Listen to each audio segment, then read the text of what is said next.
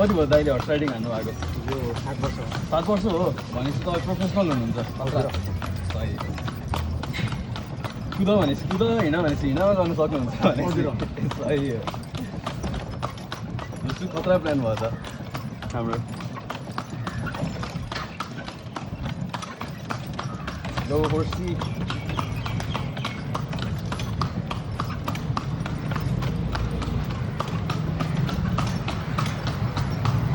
त्यो ब्रिड चाहिँ के हो है? यो सरेसा सरेसा हजुर हो। कताबाट हो? यो कस्तो भन्दाखेरि लोकल टाइपको हजुर कान चाहिँ तपाईँको गदाको जस्तो छ हजुर हजुर हो। कान चाहिँ यस्तो छैन नि होइन। हो। अर्को तपाईँको मोरवाडीको हुन्छ गएर कान यस्तो टक्क यसरी यसरी गरेर हुन्छ होइन। फेरि अर्को गएर तपाईँको अर्ग्यानिक घोडाको छ टक्कै कान सुन्छ फेरि अलिक छोटो हुन्छ टक्कै यता उता फर्केको हुन्छ बुझ्नुभयो नि ट्याक्क त्यसले छोइरहेको हुन्छ है त। हजुर अब यो चाहिँ लोकल घोडा अब बजारको जस्तो चाहिँ उयो हेरिहाल्नु भयो कान होइन पुरै गर्दाखेरि फोटो गराएको हुन्छ।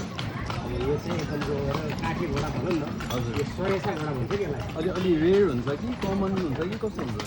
यो चाहिँ अब गएर कमनै हुन्छ। यतातिर चाहिँ अलिक कमनै पाइन्छ। हजुर अब तपाईँको कस्तो भन्दाखेरि यो अब चिसोमा नि अब गर्मीमा नि अब भनौँ न यो चाहिँ सहनी सक्ने हजुर।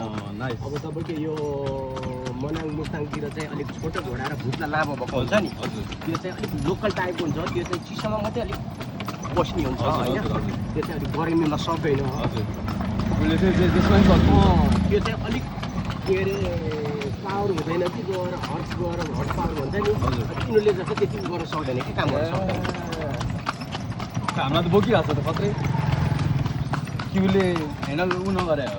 होइन अब यो त अब हजुर दिइरहेको नि होइन? 8जना पनि हामी बस्यौँ भने पनि जस्तै स्कर्पियो जस्तै अब भाँसीमा फस्यो हजुर हजुर दलदलमा फस्यो। अब हामी 8जना यहीँ बस्यौँ होइन हजुर। 4जना हजुर स्कर्पियो सकेन अब यसले चाहिँ तानिदिन्छ कि त्यही भनेपछि उसले चाहिँ धेरै लोड ल्याएको छैन। होइन किनकि यो छ नि हजुर हजुर ए जस्तै यो टायरहरू पनि छ है। जस्तै अब यो हिँडेको छ नि त हजुर हजुर टक्क हिँडेको गएर यसलाई गएर फिलै भएन कि मलाई गएर भार पऱ्यो होइन। यसलाई भनेको अलिकति समस्या भनेको उकालो र ओह्रालोमा चाहिँ अलिकति गाह्रो हुने हो। यहाँ त जस्तै हामी गएर वाक गर्छौँ नि ठ्याक्कै त्यही भइरहेको यसलाई है त। त्यसो गएर यसलाई गएर विल पनि भनेपछि नाइस।